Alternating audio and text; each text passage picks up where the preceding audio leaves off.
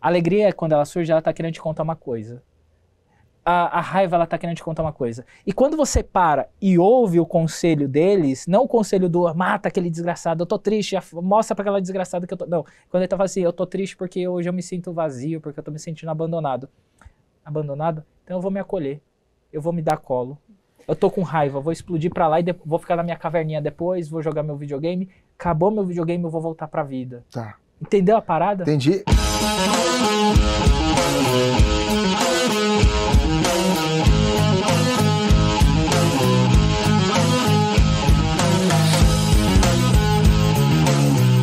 Fala galera, sejam muito bem-vindos a mais um episódio aqui do Varal de Ideias Podcast. E como eu sempre falo para vocês, a gente traz pessoas que têm grandes ideias e que vão abalar aí os conhecimentos de todos. E hoje eu trouxe alguém muitíssimo especial que já participou do 001 aqui, mas hoje é um episódio dedicado, hein? Você vai ter tempo de poder conversar bastante. Que aqui é Douglas. Seja muito bem-vindo, irmão. Tamo junto. Douglas, cara, bom, né? Tá de volta? É um prazer, né? Prazer. Agora o quê? Qual é o episódio? Acho que é o 9, velho. Caramba, 9? Acho que é o 9, já rolou hein? coisa pra caramba, hein? Já Tudo aconteceu que é muita tema. coisa. Animal. Não, eu tô super feliz. Cara, vamos lá. Na outra vez a gente não teve a oportunidade de saber quem é Douglas. Então me conta um pouquinho, cara. Quem é o Douglas e como é que você chegou nessa história de ser psicanalista, conhecer mais da mente humana, ajudar as pessoas? Conta aí. 11 anos atrás eu virei quiropraxista, então é totalmente diferente, Nossa. né? E eu ia atendendo as pessoas e elas iam falando dos problemas delas. E eu só ia ouvindo, né? Não tinha técnica nenhuma. Aí, de repente, eu mudei, comecei a fazer dupla jornada. Fiquei ruim, procurei uma psicóloga, ela não deu conta do serviço, né? Ruim pra Do caramba. recado. Não, ela era muito ruim. Eu falei assim, eu preciso de um psicanalista. E era 2 horas depois, eu cheguei lá e falei assim, ó, preciso de uma sessão. Fiz a sessão, aí a gente começou a fazer a sessão, aí eu falei assim, você tem tino pra psicanálise. Você é frio e cirúrgico. Eu falei assim, então vai ser minha nova profissão. Ô, louco, desse jeito. Foi desse jeito, aí eu me matriculei no curso, estudei pra caramba, foram 30 meses assim, eu tenho mais de 2.600 horas só de estudo. Tá. Naquela época, né? Fora o que eu fiz depois. E aí eu resolvi ser psicanalista assim. E aí, desde a formação, eu atendia pessoas. Isso já são quase 8 anos. Caramba, bicho. E você foi um Da dos meus quiropraxia para do crocante pro traumático. estralar todo mundo para mexer na cabeça dos É. outros, para ajudar, né? É. E você foi uma das pessoas que passou por esse ciclo gigante. Cara, foi. A nossa história é meio doida. E meio doida. a forma como a gente se conheceu, né? De aonde estávamos, fazendo o quê, e todo o processo, né? Foi um processo para mim de autoconhecimento, né? Que para mim, até hoje é um marco. É um Sim. marco histórico. Até pra mim. Animal.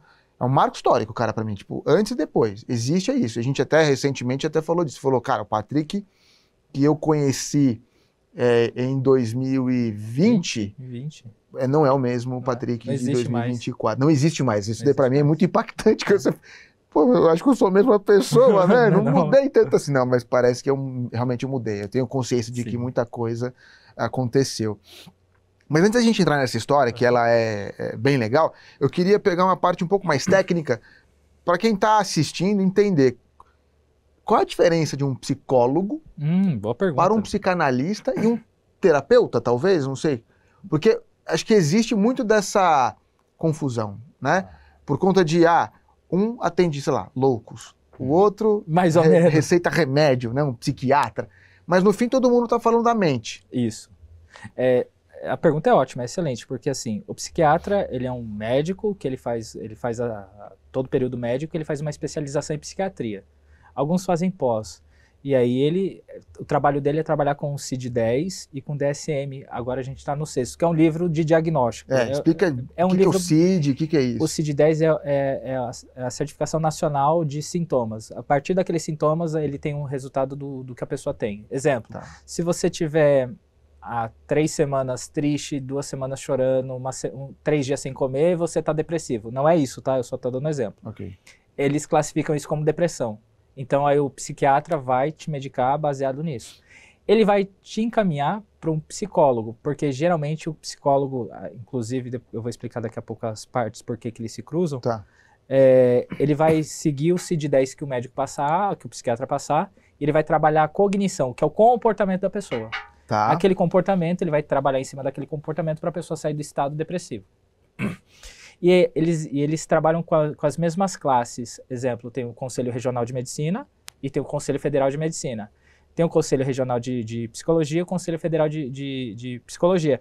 Eles trabalham com a mesma classe, eles trabalham em conjunto. Tá. Porque essa classificação ela surgiu há muito tempo atrás, é uma história longa, longa. Inclusive, por causa de Freud, surgiu essa classificação psiquiátrica. Ela não existia. Médicos não usavam jaleco. Eles começaram a usar jaleco e estetoscópio com mais frequência e foi onde teve uns medicamentos mais liberados. Tá. A psicanálise, ela lida não com a cognição da pessoa, mas com os traumas. Exemplo, se a pessoa chegou aqui com uma depressão, ele não dá o diagnóstico, ele quer entender a construção daquela depressão. O que está por detrás daquilo. Perfeito. O que causou e chegou ali. Isso. Então ele vai entender as emoções daquela pessoa, ele vai entender os sentimentos daquela pessoa e vai buscar o primeiro fato, que hoje é muito comum chamar de gatilho, o primeiro fato que causou essa depressão. Nunca a gente vai dar um diagnóstico. O médico dá o diagnóstico, a gente ouve e trabalha em cima. Se não for, a gente continua trabalhando com a pessoa porque ela vai ter a livre associação de ideias. Ela vai falar a respeito daquilo que ela está sentindo e a gente vai buscando os ganchos e levando, não é uma conversa, é uma técnica de retirar da pessoa o problema para que ela enxergue o problema e atravesse esse problema. E aí a gente trabalha com algumas coisas, neurose, psicose, neurose de angústia, fetichismo, e a classe da psicanálise é gigantesca, no que a gente, sonhos, análise e interpretação de sonhos, tá bom. Tudo que envolve emoções e sentimentos. Fantástico. É muito louco. E é uma terapia? É terapêutico e uma terapia. Tem diferença de terapêutico para terapia? É uma terapia porque a pessoa senta e ela começa a buscar soluções, nem sempre ela encontra a cura, né? Porque na psicanálise a gente pode chamar algumas coisas de cura que não significa cura de uma doença. Tá. Então, eu nem vou entrar nesse assunto que é polêmico e vai ter uma treta, vai ter cancelamento. Não. Melhor não. E é terapêutico porque a pessoa ela consegue enxergar o que ela não enxergava. Tá. Ela consegue lidar com as emoções, com ela mesma de uma maneira diferente que ela não lidava antes, porque ela não tinha visto aquele ponto de vista. Tá bom, tá bom. Aí a gente pode já caminhar, inclusive, para o momento que a gente se conhece, até para você poder usar como exemplo, né? E explicar o que é que foi feito. Porque acho que é uma parte importante. Primeiro que quando a gente se conheceu, até aquele momento, para mim, terapia era algo impraticável, né? Eu tive sessões de psicologia com psicólogo, aliás, Alberto Neri, que foi meu pastor, que me casou na igreja, e depois ele deixou o ministério e seguiu o caminho na psicologia, e tá brilhante. Legal. Né? Me consultei com ele umas 2, 3 vezes antes da gente ir pro mundo, né? Pra gente viajar pro mundo. Literalmente. Literalmente, a gente foi pro mundo, né? No final de 19, ali, outubro, né? Outubro de 19 a gente partiu, foi pra Austrália, e passamos por 7 países. Um dia a gente vai contar essa história completa. Mas, até então, eu tinha até um certo preconceito com essa coisa de ir para uma terapia, ir para um psicólogo. Eu não me julgava ter problemas, né? Para serem resolvidos com a mente ou qualquer tipo de problema, né? Até a hora que você fala, aconteceu um BO aqui, eu preciso entender por que eu cheguei nesse ponto. Por que é que eu tomei certa atitude, sendo que eu nunca nem imaginei fazer aquilo. E aí, a gente viajou, né?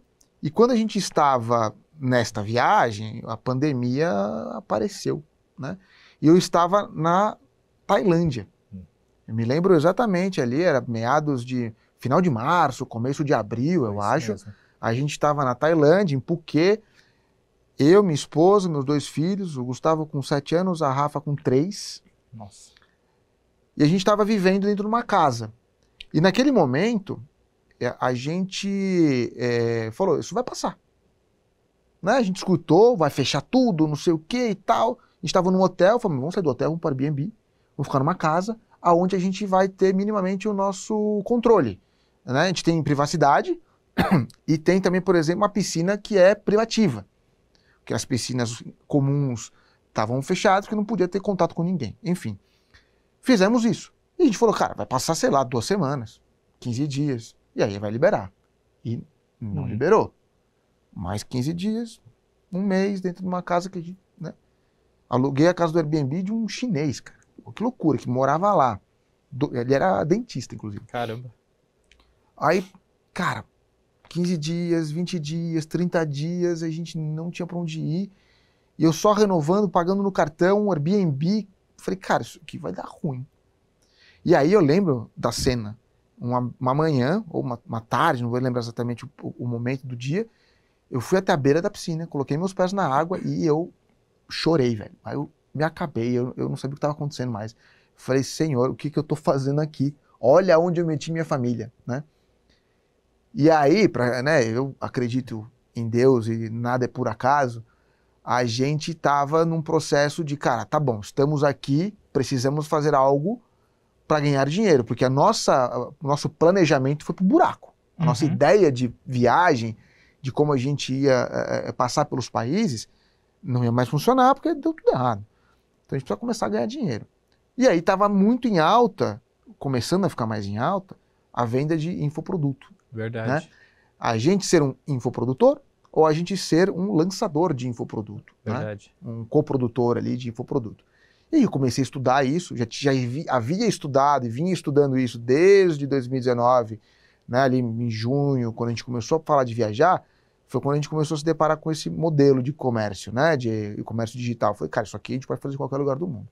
E lá na Tailândia a gente resolveu acelerar esse negócio. E sem querer, num dos lançamentos, quem que a gente encontrou num grupo do WhatsApp? Você. Eu. Né? Você estava lá num lançamento e, na verdade, o teu approach nem foi comigo, foi com a minha esposa, Verdade, né? Foi com a Karen. Foi com ela.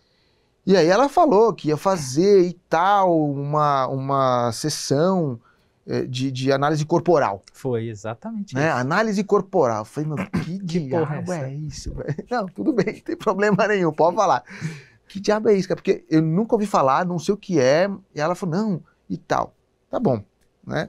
A gente também já tinha conhecido uma amiga que também estava fazendo isso, a Aileen, né? Se ela estiver vendo a gente, um beijo pra ela. Conheci ela pessoalmente. Você conheceu a Aileen? No congresso que teve. Ah, boa. Então a Aileen também tá na análise corporal tem bastante tempo, nessa terapia.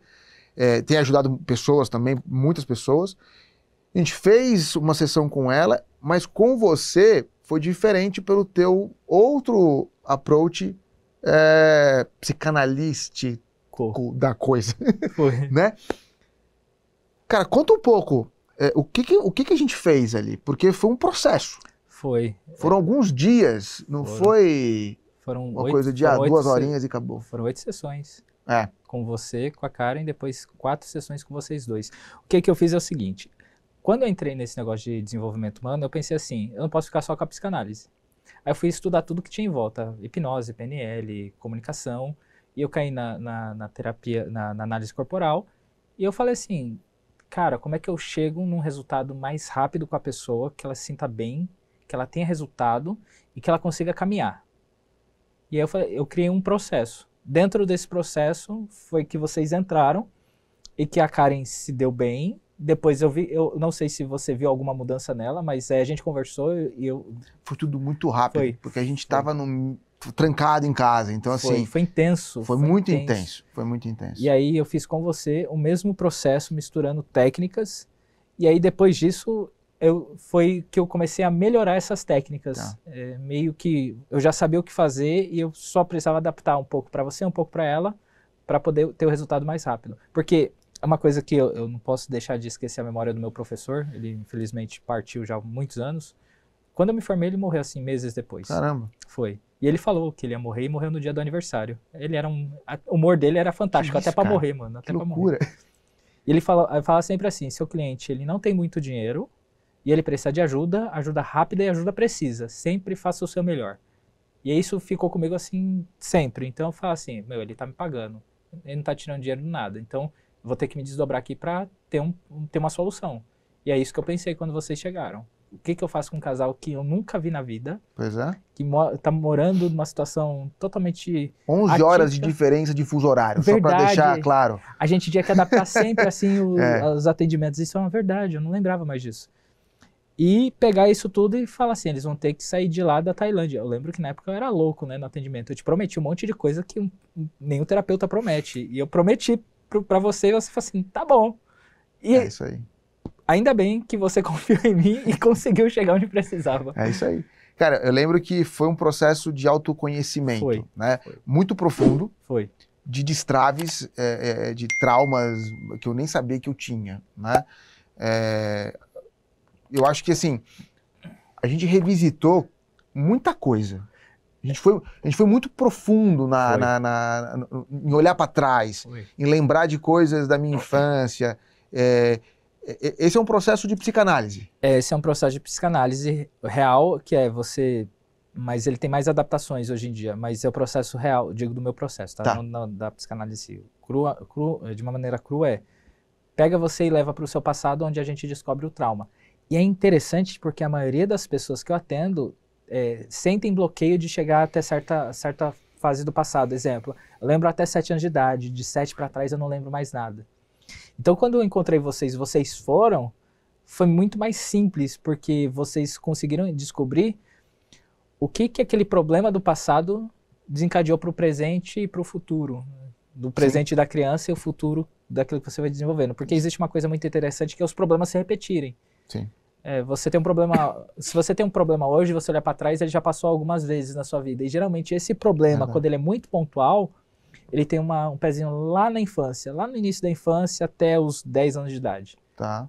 E quando um cliente meu também, eu atendo ele, eu acho muito incrível, porque depois que ele passa por processo, ele fala assim, comecei a lembrar do meu passado, isso é ruim? Não, é fantástico, porque a sua história, você pode reconstruir ela daqui para frente. Essas pessoas que não conseguem ir mais distante, você falou dos 7 anos e para ali, que explicação que tem para isso? Geralmente é porque ela sofreu um trauma muito forte e ela busca esquecer aquele trauma.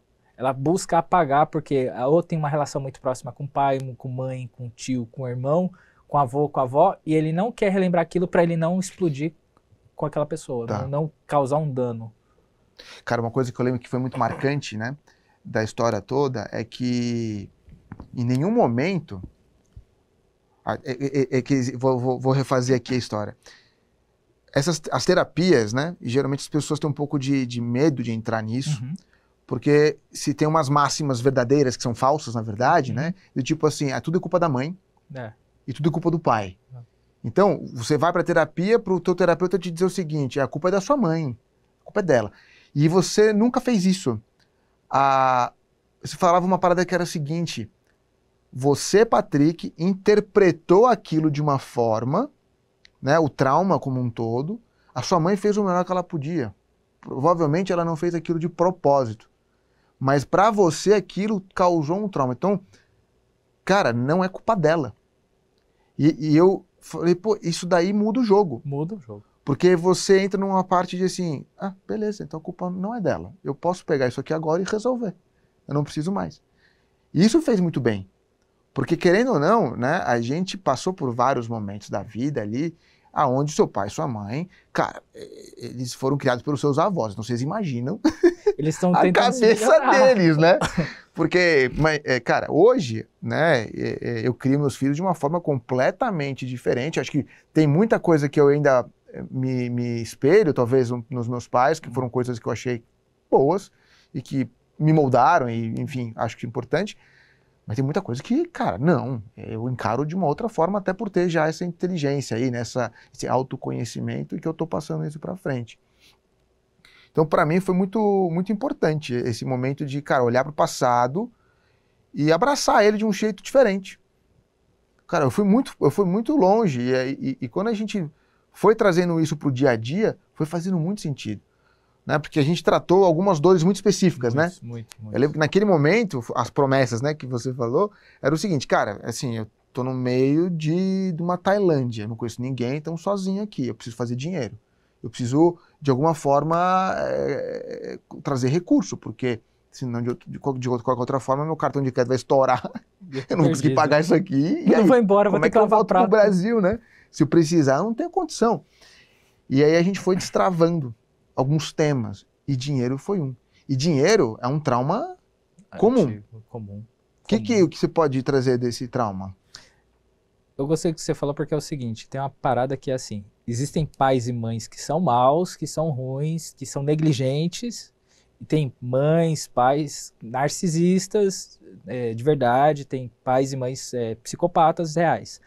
O problema é que as pessoas é muito comum, até mesmo entre terapeutas, não dar nome às coisas. E é muito comum, é muito fácil eu falar que a sua mãe e o seu pai foi ruim, sendo que eles só erraram. Eles só cometeram um erro. Ok. E Tentando acertar, provavelmente. Tentando acertar. E outra coisa, não. Eles eram maus mesmo. Dá o nome de mal. Não, era sociopata. Não, ele é mau. Maldade. É ruindade isso daqui. Porque senão a gente deixa muito no ambiente comum e você pode sim fazer uma mecânica errada na cabeça da pessoa e ela virar... Ela se transformar numa pessoa ruim com os pais bons. E ela vai interpretar que todo pai e toda mãe é ruim, todo pai e mãe não presta. Inclusive, ele vai achar que ele, por ser mal, ele não vai ter filhos. Olha uma coisa simples como pode desencadear uma coisa horrível na cabeça de um monte de gente. Então, é bom entender esse jogo, né? E o dinheiro, ele entra muito assim. Dinheiro, tecnicamente, ele entra em duas formas. Pai produz. Imagina um casal onde a mãe ela tem um bebê recém-nascido, ela não vai conseguir pegar aquela criança e trabalhar. Então, pensa nesse cenário. O pai traz o recurso, a mãe administra esse recurso e ensina a criança. Quando a criança vai crescendo, ela vai vendo esse jogo. Se esse jogo não está bem organizado na cabeça dela, ela vai começar a interpretar que a culpa é dela. Ou que dinheiro é ruim, que dinheiro é mau, que dinheiro é sujo, que quem tem dinheiro é ladrão. Não traz felicidade nenhuma. Não traz felicidade. Né? Você corre atrás do dinheiro para morrer e ficar tudo para trás. E a pessoa ela não pensa numa prosperidade. Eu vou entrar até num meio aqui que é importante, que resvala muito, muito nisso. Tem um livro chamado Ética Protestante e o Espírito do Capitalismo, de Max Weber. Os protestantes da época de Max Weber eram protestantes ricos. Eles tinham, sobejavam, emprestavam e não precisavam pedir de volta. A nossa cultura foi mudando isso, como o dinheiro é mal, porque isso não estou culpando nenhum líder religioso, eu só estou usando de exemplificação. Porque o líder não teve uma boa administração familiar do dinheiro, então ele interpreta aquilo. E aí ele leva para a comunidade ouve aquilo, passa para os filhos. Isso é ruim. Mas também tem... Os líderes bons. Não, nem a questão do líder, a questão religiosa da coisa, também tem aquela coisa de que o rico não vai entrar no reino do céu. E é uma má interpretação bíblica forte. Fortíssima. Forte. Porque nesse texto, quando Jesus compara, ele está comparando aquele período ao que os ricos daquele tempo, que eram praticantes da religião, faziam com relação ao dinheiro. O dinheiro não era para sobrar, sobejar, fazer o bem. Ou mesmo que eles não fizessem bem a ninguém, não prejudicavam ninguém. Não, pelo contrário, eles usavam os recursos deles porque eles eram maus e usavam o poder da religião para usar o dinheiro contra os menos favorecidos pobres. Sim, sim. Então, essa parada que quem lê, não lê o pano de fundo. E é uma das coisas que a psicanálise faz. A gente tenta ler o pano de fundo da história da pessoa, que nem você me perguntou do dinheiro. Eu já atendi pessoas que não podiam ter dinheiro porque...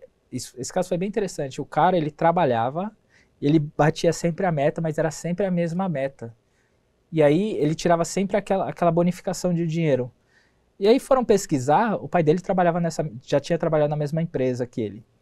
O valor que o pai dele ganhava na época era o mesmo que ele ganhava hoje, porque ele acreditava que ele não podia ganhar mais que o pai dele, porque ele estaria desonrando o pai dele. Ah, que loucura. E o pai dele nunca fez isso com ele. É o dia que o pai dele falou assim, não, meu filho, que loucura, faz dinheiro, vive sua vida. Eu te dei, você melhora o que eu te dei, vai pra frente.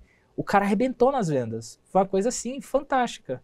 Eu já vi também casos de pessoas que não podiam ter dinheiro, porque lembrava da infância que o pai assaltava o cofrinho dele para beber cerveja.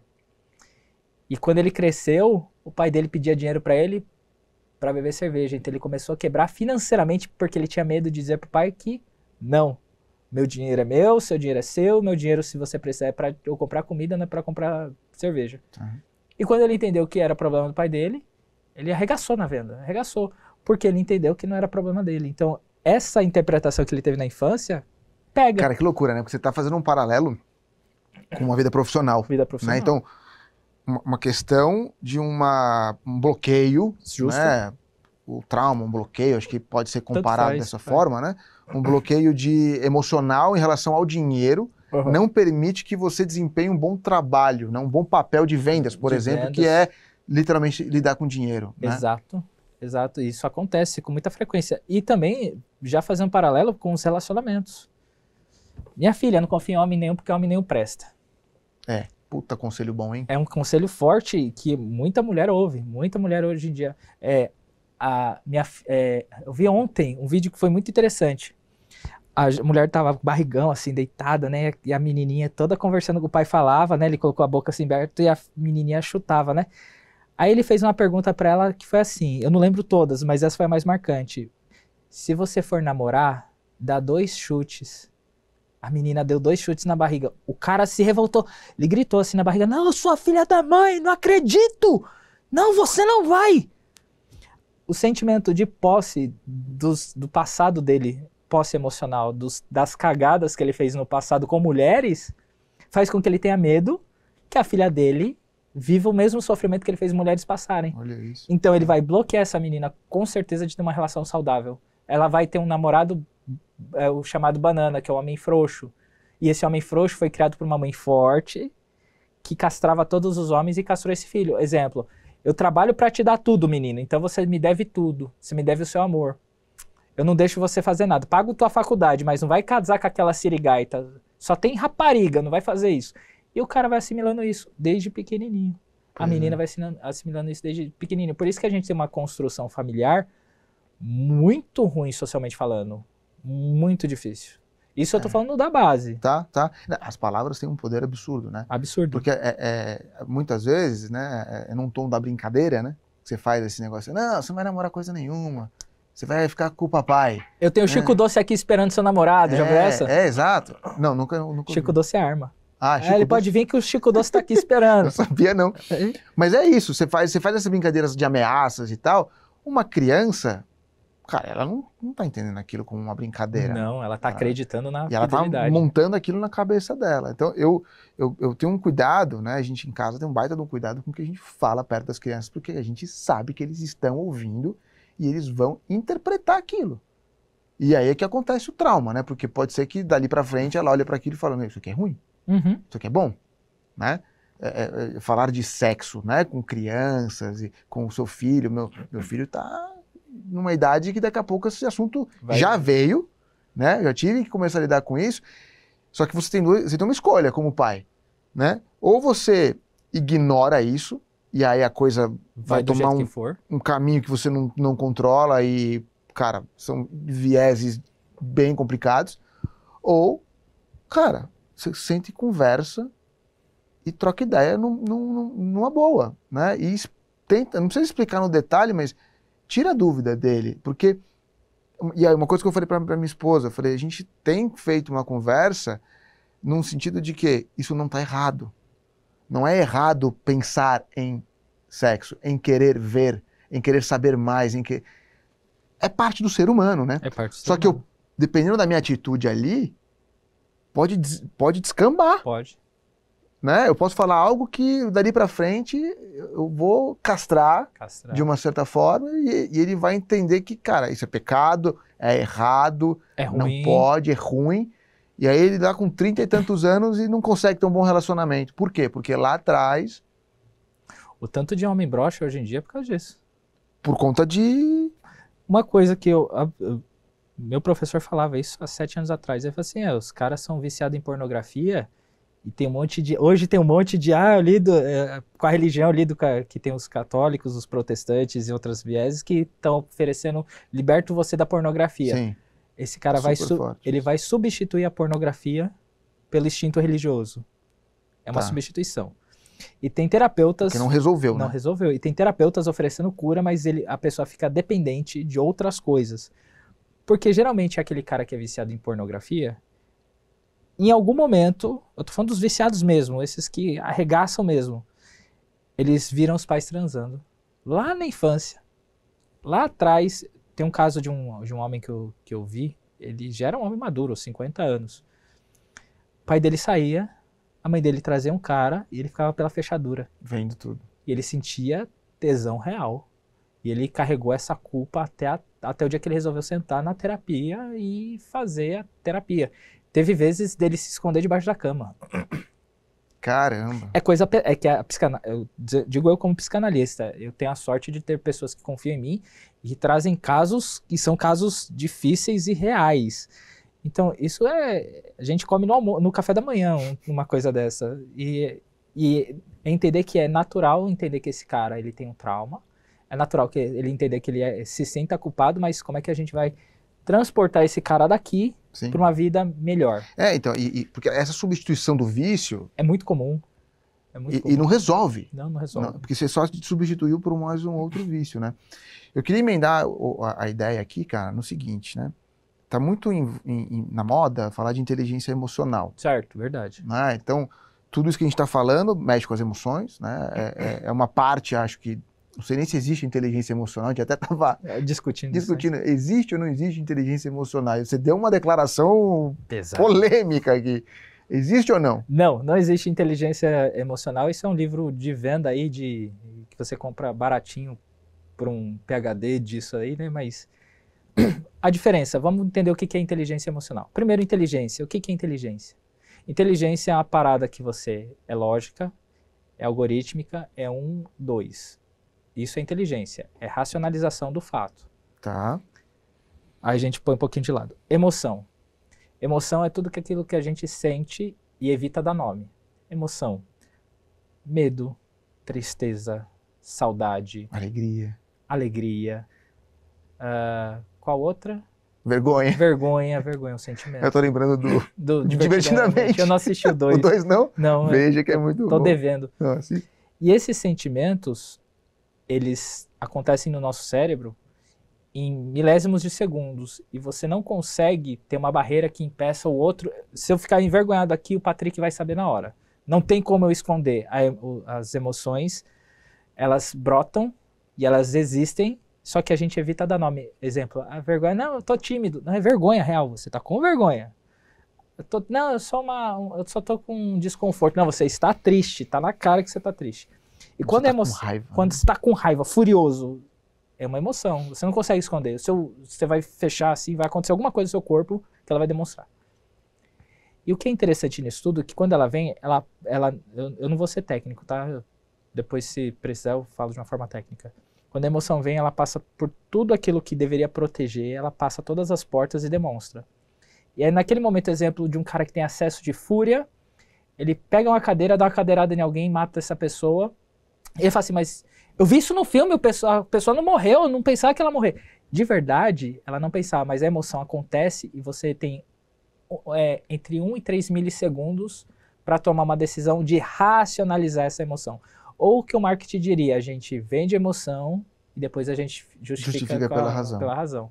Nós somos assim, quando você sente, você deve sentir e só depois racionalizar. Por isso que não pode se dizer que existe uma inteligência emocional. Existe uma emoção, o qual a gente sente e acolhe. Tá. Não dá pra eu falar assim, agora eu vou sentir tristeza. Agora eu vou sentir... quando eles dizem inteligência emocional é nesse sentido, mas eles demoram muito para contar só esse trechinho. Tá. É um livro de uma página só. Tá. É que eu acho que o que a inteligência emocional mercadológica está querendo vender, na verdade, é você aprender a controlar isso, a lidar melhor com as tuas emoções, por exemplo, não explodir no trabalho, não sei lá. Isso que você falou é muito importante. Não existe controle das emoções. Não existe. Se você controla a emoção, você sente a emoção, você racionaliza para tomar uma atitude baseada nela, mas controla assim, eu nunca mais vou sentir raiva. Mindfulness para você ser feliz o tempo todo. Não tem como. Tem como você... É uma palavra também bem mercadológica essa que eu vou usar. Tem como administrar a emoção. Opa, eu tô sentindo que eu vou chorar aqui. É aquele milissegundo que eu choro em casa. Não esquenta a cabeça que em casa eu choro. A gente tem esse acordo. Mas chegando em casa tem que chorar.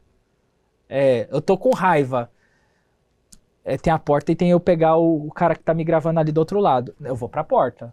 Não tem uma administração no sentido de eu consigo ter o controle absoluto como se eu estivesse dirigindo um carro. Eu sei que eu vou virar pra direita, eu sei que eu vou dar certa pra esquerda, não tem. Tá. Que loucura. E por que a gente fala tanto sobre inteligência emocional, então? Qual que é o grande lance dessa coisa? É porque a gente quer... Isso é uma pergunta muito boa também, ótima pergunta, gostei. Obrigado, cara. Eu tô trabalhando nisso. Tá estudando direitinho, né? Depois você me passa o manual. Lá na infância, quando a criança, isso é uma coisa muito forte também, quando ela tem que cuidar de irmãos, ou ela tem muitas... Esquece cuidar de irmãos. Quando ela tem muitas responsabilidades na infância, e ela é responsável por aquilo, que senão ela apanha, ela precisa ter controle absoluto. Então ela é uma criança que vai sempre procurar controlar o que está em volta. Ou quando ela tenta muito agradar os pais, não é sempre na peia, mas eu preciso agradar muito meu pai, então deixa eu ver aqui o que está em volta. O copo está certo, os livros estão certos, ah, legal, a estante, pô, bacana. Não, não mexe aí não, eu arrumei aí, tira a mão daí. Essa criança que busca muito controle, quando ela ouve a expressão inteligência emocional, ela vai associar o quê? A minha inteligência vai fazer eu controlar minhas emoções. Tem um outro ponto que também é forte, que isso é quase todas as pessoas que eu atendi tem um pouquinho dos dois, um mais forte, outro mais forte, mas tem. A pessoa que ela busca muito a aprovação. Eu quero que meu pai, quando chegar a ver que tá tudo organizado, me faça um cafuné na cabeça e diga que eu sou o filho do ano. Ah, vou lavar a louça pra mamãe, porque quando a mamãe chegar, ela vai ver que eu lavei a louça e ela vai ver que eu sou uma boa menina. Ou um bom menino, tanto faz. E ela vai buscando essas aprovações, e quando ela perde a aprovação, ela sente um baque absurdo quando adulto. Exemplo, eu vou namorar a moça, e o pai dela, me apresentei, o pai gostou de mim, falou, genrão da minha vida, tu é o cara. A sogra fez assim, careca, barbudo? Não, minha filha, sai pra lá, isso daí é pé de breque. Se eu tenho essa necessidade de aprovação, eu vou sentir um vazio absurdo. Todas as minhas emoções vão lutar para que eu tente convencer ela. E eu vou entrar numa luta emocional comigo mesmo. Mas se eu sei que a palavra eu tenho controle emocional, ela me xingou, tá bom. Aqui dentro eu tô xingando ela. Mas as emoções não estão controladas, mas eu acho que elas estão sob controle. Aí depois eu vou conversar com a namorada, dou um puta de um esporro nela porque eu perdi a aprovação da mãe dela porque ela não fez o meio do caminho certo. Ou porque que ela não me deu o controle da mãe dela dizendo os pontos fracos da mãe dela. Tá. Entende a mecânica? Tá difícil ou tá... Não, eu tô tentando aqui, então, que de fato essa parada de inteligência emocional, como ela não existe, eu tô tentando descobrir, então, como é que a gente chama isso? Só de emoções. São só as emoções. E as emoções, elas também divergem de um outro ponto que são sentimentos. Tá, mas por exemplo, todo o processo que a gente fez de autoconhecimento, de resolução de traumas e etc., eu sinto que hoje eu tenho uma clareza. Porque você deixou uma coisa acontecer muito forte. Você faz assim comigo, você vai entender. Faz assim comigo. Mudou a postura, ok, mudou o campo de visão, mudou o ar que entra, mudou a mente. Tá. O que eu quero dizer com isso é muito simples. Você chorou, sob o fundamento do choro, deixou o choro acontecer, não ficou... eu tô pensando na palavra feia. Remoendo? Remoendo, obrigado. Pronto. Remoendo aquilo lá. Você sabia a razão daquilo lá, deixou acontecer e simplesmente a emoção existiu, que nem divertidamente a tristeza existiu e acabou. Ela teve o espaço dela. Tô com raiva, significa que você vai matar outro? Não.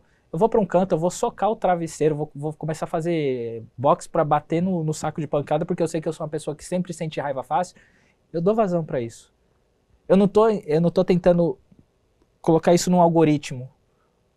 Eu tô deixando o sentimento existir. Quando ele existe, ele te empurra. Porque, ótimo, lembrei disso agora. Os sentimentos, eles são como mecanismo de defesa, eles são protetores. Eles são como guardas querendo dizer alguma coisa a respeito de você. Tá. A tristeza está te guardando e está querendo te explicar uma coisa. A alegria, quando ela surge, ela está querendo te contar uma coisa. A raiva, ela tá querendo te contar uma coisa. E quando você para e ouve o conselho deles, não o conselho do mata aquele desgraçado, eu tô triste, mostra pra aquela desgraçada que eu tô... Não, quando ele tá falando assim, eu tô triste porque hoje eu me sinto vazio, porque eu tô me sentindo abandonado. Abandonado? Então eu vou me acolher, eu vou me dar colo.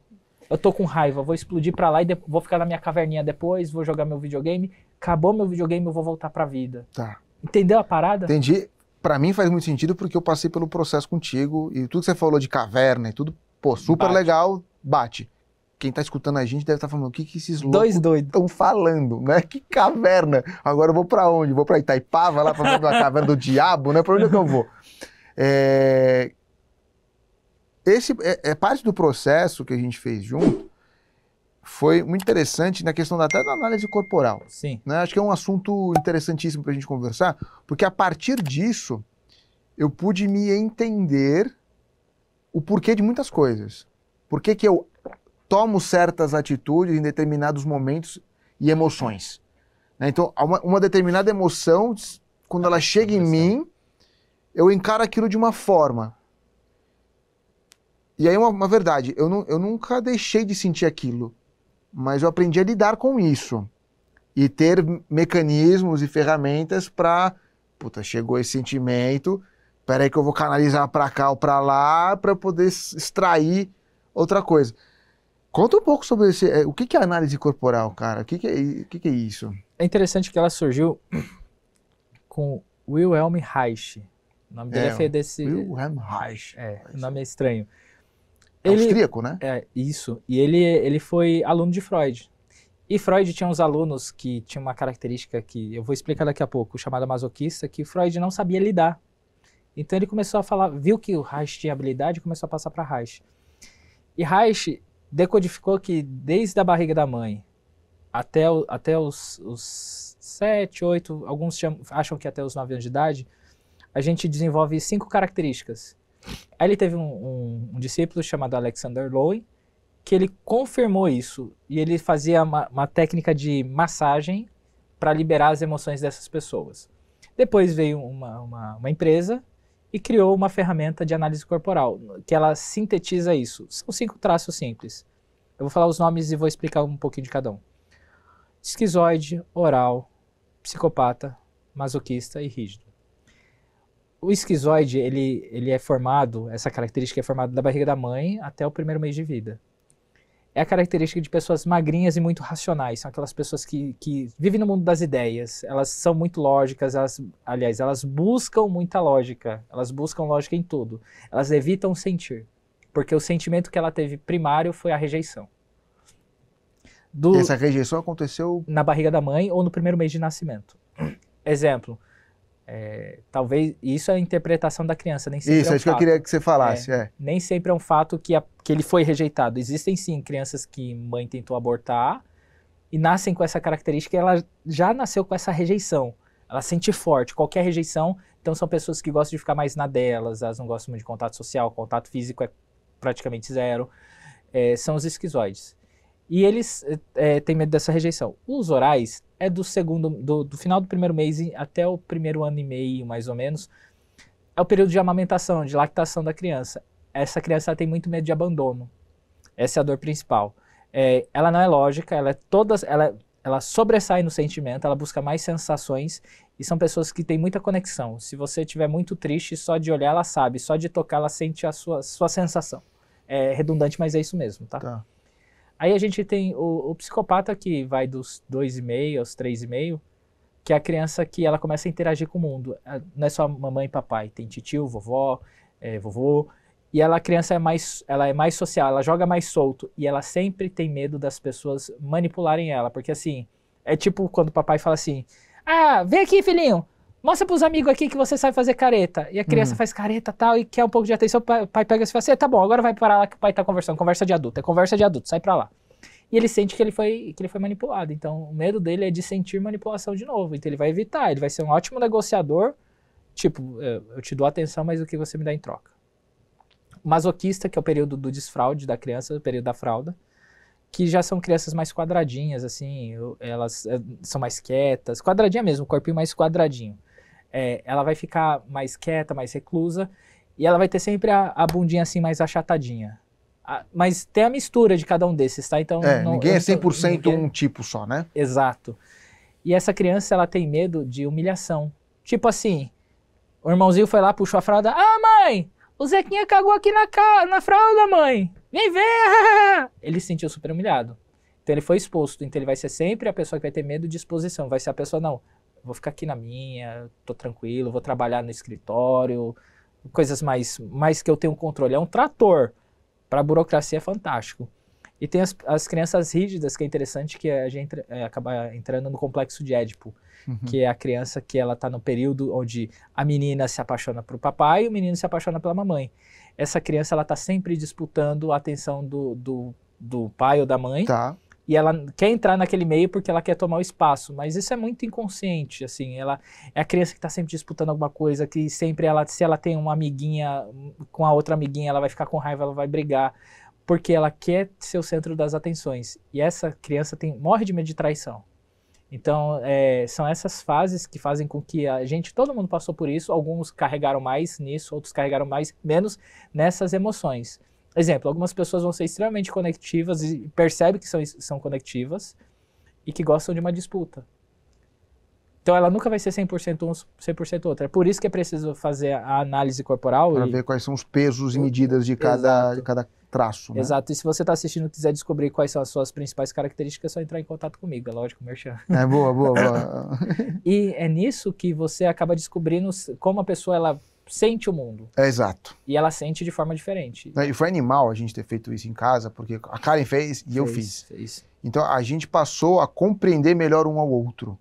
Então eu falei, então isso aqui não é aquilo que eu pensava que era. A reação de alguma situação. E a gente virou uma chave importantíssima. Eu brinco que é dar água pro vinho mesmo, né? O respeito, o entendimento. E assim, não é contar vantagem, não é querer ser melhor do que ninguém. Mas é nítido a diferença que a gente percebe, assim, cara, de casais que você fala assim, pô, são legais e tal, mas olha isso, eles não se conhecem, eles não sabem o que acontece na cabeça do outro. O que se passa na cabeça dela, né? Que é, de novo, divertidamente. Mas, cara, é muito real. Para nós foi muito importante esse processo todo, porque a gente passou a se respeitar muito, né? E a partir dali, crescer junto. Então, acho que esse que é o grande lance, e para mim, uma diferença, né, entre terapias. De novo, né, eu não fiz centenas, né? Uhum. Mas uma coisa que sempre me marcou, por exemplo, né, eu conversava... Minha mãe, uma vez, eu conversando com ela, falou, eu fiz terapia psicólogo por 8 anos. Nossa. Com a mesma pessoa. Eu falei, quem é que consegue ficar 8 anos? E não é que, incrível, resolveu. Não. E aí você pensa, cara, 8 anos... Daria pra mudar a vida toda. Pois é, a gente nunca fez, apesar de a gente se conhecer há 4 anos. Verdade. A gente eu não faço terapia com ele por 4 anos, há 4 anos, não. A gente tem processos de começo, meio e fim. Exato, né? tem que ter. Que atendem uma necessidade, um momento, um projeto, né? Eu acho que o tal do projeto até que é legal. Um projeto que eu lembro que a gente trabalhou foi a minha volta para o mercado de trabalho. Foi ótimo, foi excelente, né? Foi excelente. Pouco tempo depois eu estava de volta para o mercado de trabalho. A gente estava trabalhando em cima de como crescer, como ir mais além. E aí eu mudei de emprego. Foi verdade. Né? Fui para um outro lugar fantástico. Como fazer essa operação nova dar certo e crescer e tal. Então, a gente sempre foi por temas, né? Por projetos ali e tal. Não foi aquela coisa de, chega aí, vamos chora aí. Onde é que dá. Chora aí um pouquinho e eu vou ver o que eu vou te falar. Não, nunca. Porque eu penso e é engraçado que é um mito dentro até hoje, da sociedade psicanalítica, essa ideia do você vem aqui comigo e terapia eterna. Não, Freud não trabalhava assim. 1 ano e meio. Tô falando Freud, muita coisa evoluiu. O máximo com Freud era 3 anos, assim, absurdamente absurdo. Já era demais. Ele atendia, inclusive, a pessoa todo dia. No início dele era todo dia, depois ele foi diminuindo, era domingo a domingo. Caramba. Depois ele foi diminuindo. A Lacan trabalhava, acho que 4 vezes na semana, eu não lembro. Mas comigo 1 vez por semana, porque... Sim. 10 sessões vamos ver onde a gente tá e onde a gente vai chegar, e tem que ter começo, meio e fim mesmo, porque a sua vida não pode ficar cerceada a mim. Eu tenho que te ensinar a viver a sua vida, no sentido bom da coisa, essa ferramenta nova, mais uma ferramenta, qual é o resultado? Legal, chegamos onde precisar? Beleza, quando precisar de mim, tô aqui, é que nem uma construção de uma casa, já pensou? Você e a Karen tem mais um filho, vamos supor que não tem mais quarto, vai ter que fazer o quê? Construir um quarto ou mudar de casa. Quanto tempo um pedreiro vai ficar na casa para construir um cômodo? Menor ideia. Uns 3 meses? Pode ser, vai. Se ele ficar 1 ano, daqui a pouco tomando café, bom dia, Patrick, já tô aqui, peguei o jornal. Você é louco. Não tem sentido. Paga aluguel, então. Essa ideia é que as pessoas esquecem que a terapia ela tem que te motivar ou até te desmotivar mesmo, porque nem sempre é alegria. Muitas vezes eu acredito que você saiu não querendo mais olhar pra minha cara, viu? Cara, a gente teve alguns embates ali que você cutucou de eu ficar zoado, assim, por umas horas, né? E depois eu falei, tá, acho que agora eu fiquei com raiva ali, porque Deu. há uma exposição, né, daquilo, do que você é. E, cara, não é só o Hype Good News, né? Você traz um olhar do tipo assim, cara, você sabe que isso daqui não vai funcionar pra você não, né? Vai doer. Isso aqui vai doer, você tá preparado, né? Então eu lembro disso e sempre foi muito claro. Eu queria que você trouxesse uma visão tua, olhando para a configuração do mundo de hoje, como as coisas estão digitalizadas, né? As crianças com muito acesso à internet, redes sociais, smartphones, tela, tempo de tela, né? A gente discute muito isso. A gente, em casa, nossa, a gente não é extremamente controladora. A Karen brinca que ela acha que ela é extremamente controladora. Eu acho que a gente é na medida, né? Porque quando a gente olha para fora, é descontrolado. E a gente está criando uma geração aí, né? A gente não encontrou um nome para substituir exatamente a inteligência emocional, a gente falou de emoções, né? Mas essa parte, ela tá ficando toda ferrada dessa molecada. É só inverter, eu acho que cai melhor. Emoções inteligentes. Pode ser emoções. Então, as emoções inteligentes, né? Os pais, os filhos, a sociedade como um todo, o que você olha para tudo isso e qual que é a doença da vez aí, cara? É muito louco tudo que tá acontecendo. Eu vou voltar um passo, porque meu cérebro é assim, ele fala, eu tento entender, depois eu volto. É interessante que a análise corporal, ela não te dá o trauma, viu? Não é a ideia dela de buscar lá a sua infância, lá no sentido traumático, que nem a psicanálise. Ela é para você entender a sua construção, como isso tudo aconteceu, e usar os seus recursos, que a gente fez um a mais pra caramba, assim. A gente fez a análise corporal para ele entender como ele existe, mas foi buscar no passado dele os traumas para trabalhar também para ele ficar melhor. Foi um pacotão ali, foi um né? pacotão, porque se aparecer alguém e falar assim, você disse lá, não disse não. O que eu vejo da sociedade hoje? A minha mão é muito pesada com relação à sociedade hoje, no sentido de que as pessoas delegaram... Epa. Ó, o Shopee chegou. Não, tá vendo? Gostei dessa. Chegou, Kevinho! As pessoas delegaram a vida delas a gurus digitais. A gente tem gurus, e isso tá no mundo, não vou dizer que é só o Brasil. E esses gurus, de certa forma, dizem que eles têm a solução mágica para a vida dessas pessoas, mas não conhecem o nome dessas pessoas, não sabem a vida dessas pessoas, não sabem se eles têm filhos ou não têm, quais os sonhos, os desejos. Mas essas pessoas delegaram a vida delas para esses gurus. E como elas estão entregues a eles, o que eles oferecerem como educação financeira, educação trabalhista, de desenvolvimento do trabalho, de relacionamento, é o que vai ser.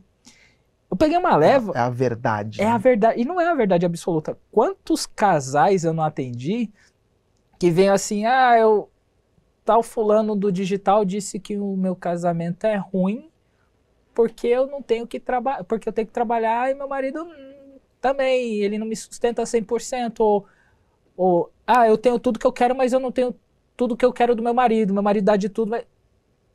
As pessoas estão caindo nesse conto porque elas têm conflitos de Barbie e esses caras são revolucionários de All-Star. Eles não se importam com a vida de ninguém. E essas pessoas estão se entregando e esquecendo de uma coisa. Acho que é a coisa mais forte que eu vou falar, que é o que eu sinto. É o que eu sinto de verdade. Você é o líder da sua casa. Você é a líder da sua casa. Quando eu levei as coisas pro Patrick, eu não falei assim, Patrick, faz isso de absoluta forma. Algumas coisas eram precisas, mas não era dentro da casa dele. É aqui você que decide, porque você é o chefe da família. Muitas coisas eu falei pra Karen também. Karen, é você que vai decidir. Eu só posso te apresentar isso como um caminho. Se você vai executar ou não, eu não posso ser seu guru. Porque a gente... e aí é por isso que eu acho que as crianças estão sofrendo, por mais que se diga que as crianças estão sendo cuidadas, protegidas e tudo mais. Não, elas estão à mercê de pessoas que estão moldando o cérebro da sua criança da fase mais importante, que é o primeiro ano de vida até os 8, 9 anos de vida, porque esses gurus falam, esse conteúdo tem que chegar no seu filho. E ele vai chegar no seu filho porque você me ouviu, gostou de mim, eu falei que você vai ser o top das galáxias e tal. Cara, a rede social, ela é, ao mesmo tempo que ela é boa, tem gente que diz que não, né? Tem gente que já é mais categórica de dizer que, cara, não tem nada de bom lá. Mas eu acho que Não, tem. tem muita Eu coisa defendo boa. que tem. Tem muita coisa boa. Dá pra usar, né? Mas ela é muito sutil a forma como ela gruda em você e te molda. É o que você tá falando agora. E olha aonde chegou o ponto, né? Eu tava lá, o famoso scrollando, né? E meus filhos não têm rede social e não vão ter até o momento que a gente realmente liberar e falar, não, ele... E mesmo assim, cara, a gente sabe que vai dar ruim. Steve Jobs e o dono da Microsoft, Bill Gates. o Bill Gates, os filhos deles não tiveram contato com a internet. Não, o dono do até... TikTok, o cara não deixa Não as deixa. crianças dele assistir Não TikTok. deixa. E cara, na regra, né, nos aceites todos lá, a quantidade de informação que você compartilha com a rede social é surreal. Absurdo. Tá? É surreal. Eu desafio alguém a ler os termos e condições que você é obrigado a aceitar para entrar. Eu não estou aqui dizendo que absurdo, porque eu tô lá, eu aceitei aquilo tudo, mas é importante que vocês saibam. Uma criança de 10 anos de idade, ela não tem consciência nenhuma do que está acontecendo ali. Nem de 13. E eles colocam a barreira ali para 13 para cima já, né? Então, com 13 anos, você pode ter uma conta no seu de Instagram. Eu acho que não, né? Se eu pudesse falar para meu filho, não tenha a maturidade dos seus 18 anos para tomar uma decisão dessa, de se expor e de ser consumido por isso. Porque a rede social, ela não pergunta se você quer. Ela vai botando na sua frente. Se você e aí ela vendo, vai sentindo a tua reação com aquele conteúdo. E aí, cara... É um caminho É qualquer conteúdo. Olha que loucura. Eu recebi um impacto de um conteúdo que era um desenho animado. Muito bem feito, bonitinho, todo redondinho, feito de computador e tal. E eu percebi que ele estava contando uma história, com aquela voz, né, de criança contando uma história. Eu falei, cara, é político isso aqui. Vai vendo. E aí era um extrema-direita, nem existe extrema-direita, né? Mas era um bolsonarista qualquer e tal. E aqui eu não estou defendendo nem A nem B, porque eu não defendo ninguém. Acho que os caras não estão nem um pouco preocupados com você. Mas o ponto era um desenho animado, feito para criança, sobre política, dizendo que o Lula, isso, aquilo outro, que o Bolsonaro é o cara. Podia ser o contrário. Eu não estou defendendo lados. Mas é um desenho animado. Eu fiquei vendo até o fim, porque era muito bem feito, interessantíssimo a forma como foi feito aquilo. A construção. Me cativou. E aí eu falei, cara, imagina isso aqui tá numa mão de criança. Então assim, a criança, ela não sabe o que é política, ela não sabe quem é Lula, ela não sabe quem é Bolsonaro. E aí, de repente, ela está sendo impactada por um desenho animado que está moldando o pensamento dela. Eu posso te contar uma curiosidade? É muito mais forte do que faculdade, entendeu? Do que o negócio estudantil lá. É, muito mais forte. Tem uma curiosidade que é o seguinte, você sabe por que eles colocaram 18 anos a maioridade? Porque acreditava-se que o cérebro ele terminava de se formar aos 18, mas não é 18, sabe qual é a idade? Mais pra cima. 20 e poucos? 25. 25. Então se um marmanjo de 24 anos, 23 anos quiser passar numa, como é que fala? Que atende criança, médico? Pediatra. Uma pediatra? Deveria poder passar. Pode. Ele está dentro da fase, ainda é uma criança. Embora guardadas as devidas proporções, né? Já faz criança. Sim, sim. Isso que você falou é importante, porque antigamente o nosso imaginário, aquilo que a gente fica pensando no stand-by, no cérebro, era formado por novelas. Você tinha novela de segunda a sábado, 1 hora, melhor novela às 8 da noite, sim. E você passava 1 ano vendo aquela novela e aquilo moldava o imaginário. Foi feita uma pesquisa, não sei se você viu, que nos países que a novela dessa emissora tão famosa foi passado, tinha um divórcio nessa novela e a mulher era empoderada. O índice do divórcio nos países saltou. Tinha uma novela da tarde dessa mesma emissora que o Ministério Público teve que entrar com uma ação pedindo para que eles parassem de falar a respeito de que relação sexual na adolescência era bom, porque o índice de meninas grávidas tinha dado um salto. O que eu quero dizer com isso? Se antes essa, que era uma coisa assim, semanal, tem esse impacto, imagine você tendo controle segundo a segundo e repetindo aquilo no seu cérebro. Pseudo-controle, né? É. Não, mas eu digo o controle de repetição daquela Exato. mesma, Sim. daquele mesmo Isso sim. tema. Política, sexo, desenho animado. Se você tiver um impacto daquilo lá, você pode ter um impacto por um dia todinho daquilo lá. Seu cérebro, existe um negócio chamado neuroplasticidade, que é o seu cérebro, ele se molda à situação. Imagine como é que fica a cabeça de uma pessoa, de uma criança que está se formando, que o cérebro dela vai começar a se moldar a tanta coisa, e um cérebro de um adulto. Por isso que a gente tem que sempre galgar, e é uma nova frase que eu lancei, que se alguém copiar eu vou descobrir, que antes é assim, busque mesas melhores para se sentar, se sente nas melhores mesas, seja o pior da sua mesa para que outros sejam melhores que você. Eu criei a ideia de que construa a sua própria mesa e escolha quem vai sentar na sua mesa, não tem mais essa, porque senão você tá perdido. Senão vai ter um guru te ditando regra, senão você vai sempre ser o coitadinho. E por que está sendo tão aceito isso? Por que as pessoas estão se deixando manipular nesse sentido de, eu vou ouvir esse cara e vou seguir isso aqui? Há uma necessidade do ser humano de querer seguir alguma coisa. Perfeito. Isso é desde sempre, né? A gente vê isso com a religião, com a política. Mas existe um ponto importante que é o seguinte. Quando eles fazem uma campanha, eu estou falando não campanha política, eu estou falando aquelas campanhas de marketing que passa em qualquer rede social.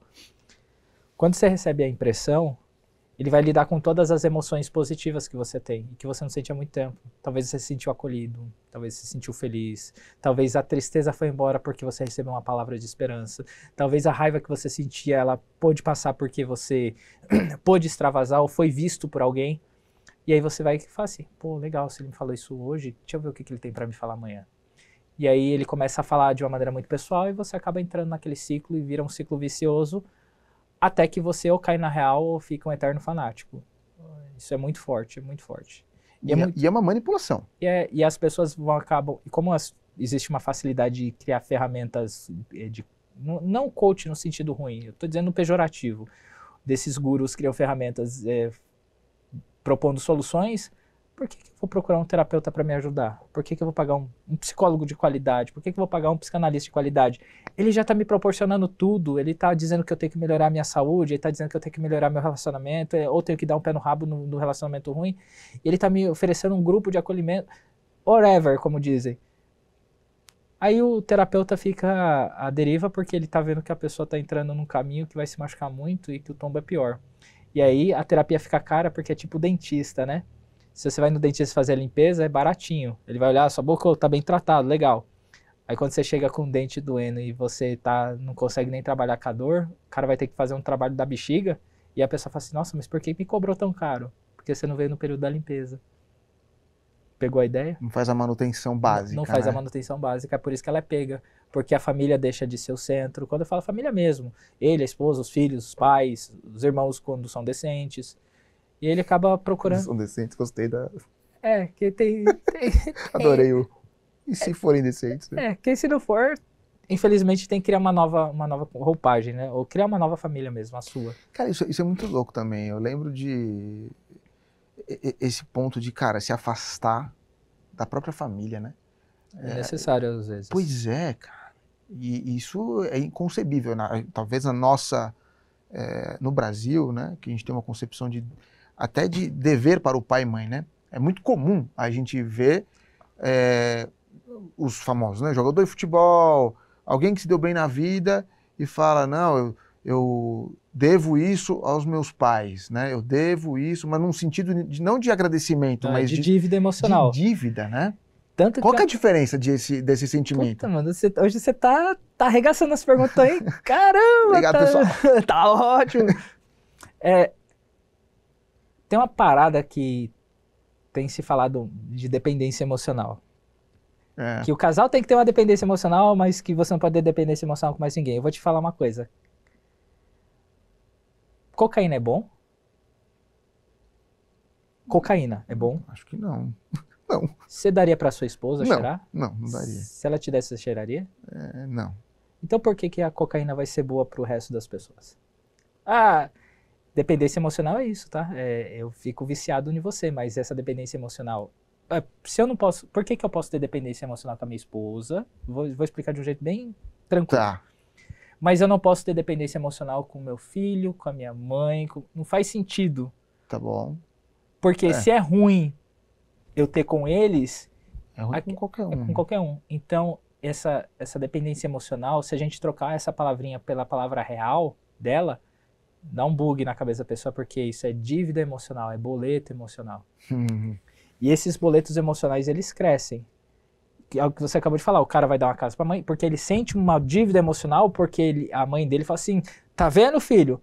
Aquele traste do teu pai, aquele vagabundo, foi comprar um maço de cigarro e nunca mais voltou.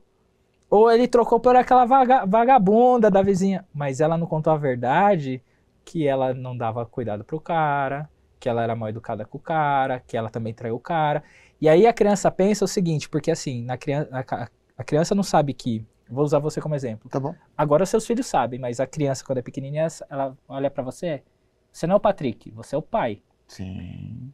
Então, quando a mãe fala assim, seu pai é um vagabundo, não, a criança não tá dividindo, não é meu pai, é o Patrick que vacilou com ela. E a criança absorve uma coisa só. E esse cara cresceu com essa dívida, e aí, provavelmente ele teve que trabalhar em farol, limpar carro pequeno, o cara se esfolou, virou jogador de futebol, ele vai dar casa pra mãe, mas não foi o suficiente, porque o homem não presta. E eu tenho que cuidar da minha mãe, eu tenho que proteger ela de todo homem ruim. Agora eu vou pagar um segurança. Aí agora vou ter que comprar roupa. Ele vai fazendo, e vira um buraco sem fundo. Porque é o problema dele com ele, porque ela criou um boleto que não tem valor. Tipo os Simpsons lá, quando passa a Maggie. Tá ligado? É isso. E isso é ruim pra caramba, porque usa muito uma frase bíblica que distorceram também. Meu, eu acho que eu vou dar aula de teologia pra pastor, mano. Pra parar de distorcer as coisas. Porque honrar pai e mãe, na Bíblia, era o cara...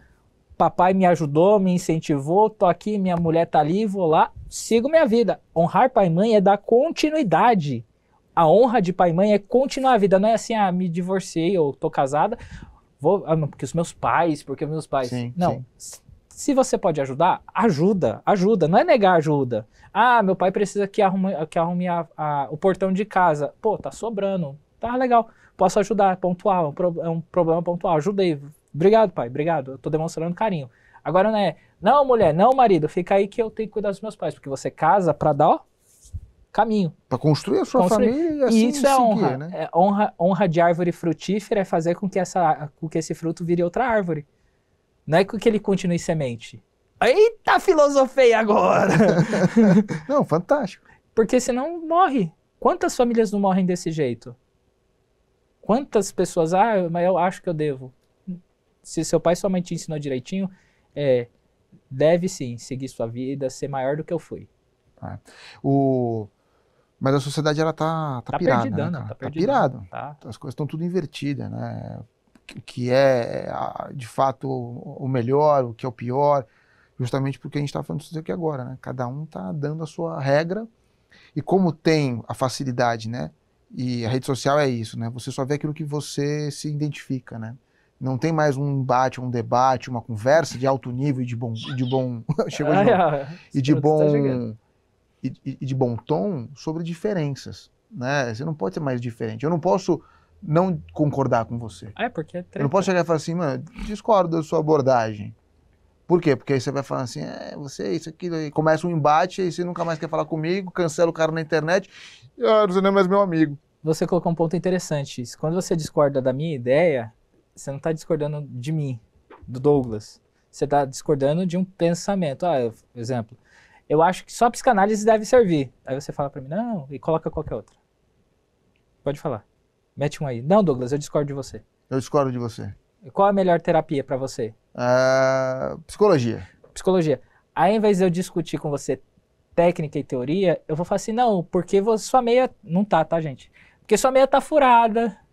Porque essa tatuagem você fez e eu não gostei porque borrou. As pessoas atacam as emoções da outra porque elas não têm argumento Elas não têm argumento, que eu digo argumento emocional. Elas não sabem lidar com as próprias emoções. E não é do dia pra noite, assim, que você vira um mago das emoções, principalmente se você não dá vazão.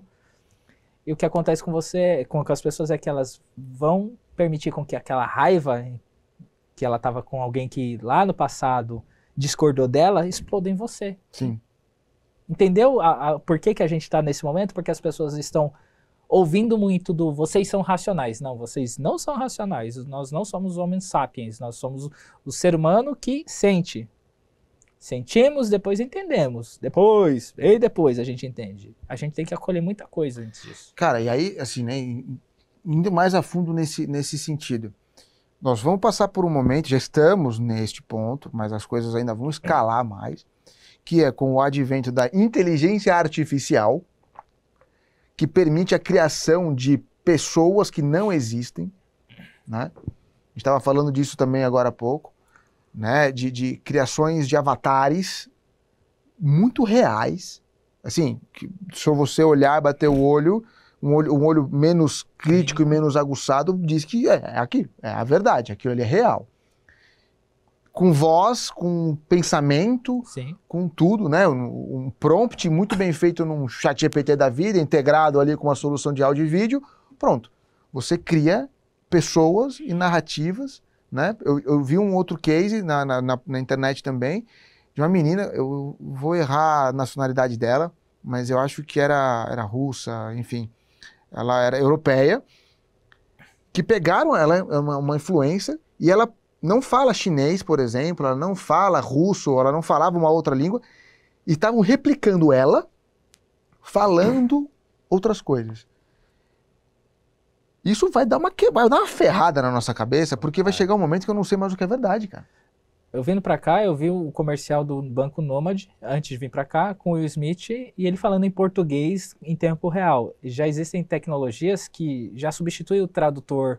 E uma coisa que você falou que sobre ferrar a cabeça, são 2 pontos. Primeiro, as pessoas não procurarem mais trabalhos que antes eram comuns, né? Tipo, elas não querem mais isso. Mas um ponto pior é que eu não vou precisar nem mais de você pra gente trocar uma ideia. Eu vou ter uma inteligência que vai se comunicar comigo do jeito que eu gosto e eu não vou mais precisar sair do meu mundo. Isso vai causar, eu não sei se é uma informação importante, por isso que a solidão é tão perigosa, que a solidão ela desenvolve problemas de doença mental real nas pessoas, problemas emocionais e físicos. Solidão causa um absurdo com a pessoa. Se a pessoa criar um avatar ao qual ela seja o deus desse avatar, seja essa sua imagem e semelhança, essa pessoa ela vai entrar num looping de neurose ou de qualquer outra doença mental que talvez nem esteja descrito agora.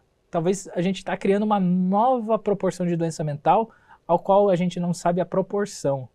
Eu acho ruim as tecnologias? Não, de forma alguma. Eu acho que a maneira que ela pode ser usada, ela pode ser para o bem ou para o mal. E ela caminha muito mais para o mal do que para o bem. Pelo menos é o que tem chegado até mim. Sim. Douglas. Eu.